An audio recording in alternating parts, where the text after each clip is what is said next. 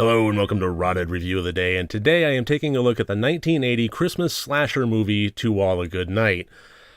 Now, I believe that slasher films in general have gotten a bit of a bad rap from movie critics. They've been called soulless and gratuitous, and basically a reason to get blood and guts up on the screen without having the burden of plot development and character building and so on and so forth. And I feel like that's just generally fairly unfair.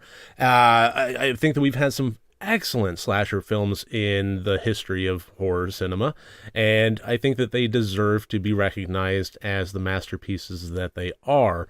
That's one of the reasons I wanted to start a horror movie review channel that takes a look at films as horror movies. If there's a decapitation, that's not a point against it, in my opinion. If it happens to have character building and good plotline and good storyline and interesting intrigue and protagonists that go along with the decapitation, then awesome. But just because somebody's head comes off doesn't necessarily mean that this is a bad movie. Now, To All A Goodnight.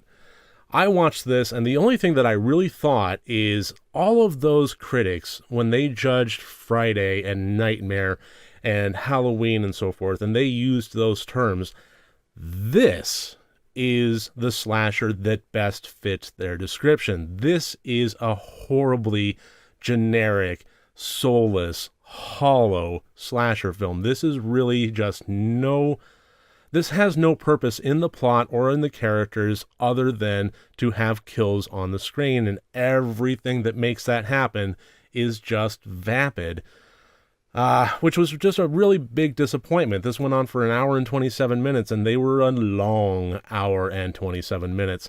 To get into more details, though, let's get into the categories. As always, 4 different categories, each one worth up to 25 points for a total possible score of 100 points. And the plot, I gave a 6 out of 25.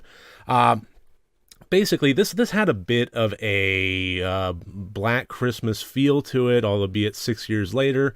It was a sorority house, or they had a bunch of girls in there over Christmas break. They invited some boys over to have a party, and people started dying. Unlike Black Christmas, though, this really didn't have a whole lot more to it in terms of any of the characters. They were as stereotypical as you can get.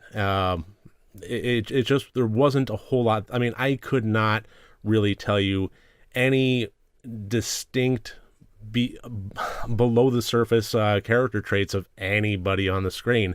They just didn't have anything to them. And so following them around, watching them try to uncover what's going on, talking with the police, going through a few days of this, and coming to the conclusion that it did, I wasn't on board with any of it. So not very believable, but at least it was followable. This was not incoherent. This did follow logical plotline beats to it without a whole lot of messy loose ends. So I would say plot a 6 out of 25. The intent, this was going for scary, gory, and shocking, and maybe in 1980 it was, but I submit that it just wasn't. It wasn't on any level there. I think it was also going for licentious and lascivious, and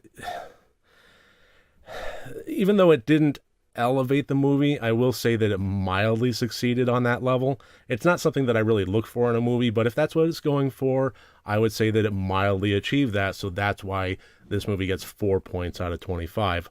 Otherwise, I don't think it would get any. The acting, I gave a 6 out of 25. This really, they didn't stumble or hesitate over the dialogue. So this avoided some of the pitfalls that some amateurish acting and performances will do. But it was still pretty stiff and stilted. They weren't given a whole lot to work with. There really wasn't anything for them to do in this movie other than be caricatures and get killed. So not a whole lot to judge on the acting there. The technical, I gave an 8 out of 25. This was filmed well, but the gore and the effects were pretty lackluster. Just not a whole lot to talk about. And that's really kind of the ultimate conclusion of this one. I mean, this review is going to run just a little bit short just because there's really not a lot to talk about with this one. It really was pointless and hollow, and it was just a darn shame. I mean, I'd like to say that there was something better beneath the surface, but there just wasn't. This would have had to have gone through in a complete retool to actually make it worth watching. So that gives us a total score of 24 out of 100 points.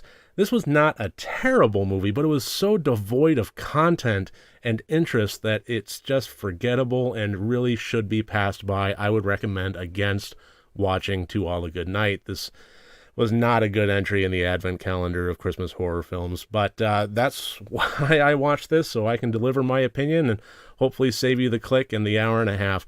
So that should about do it for this. Thank you for joining me here today. I look forward to seeing you tomorrow, and remember, next time you want to watch a horror movie, first make sure that it's good and rotted.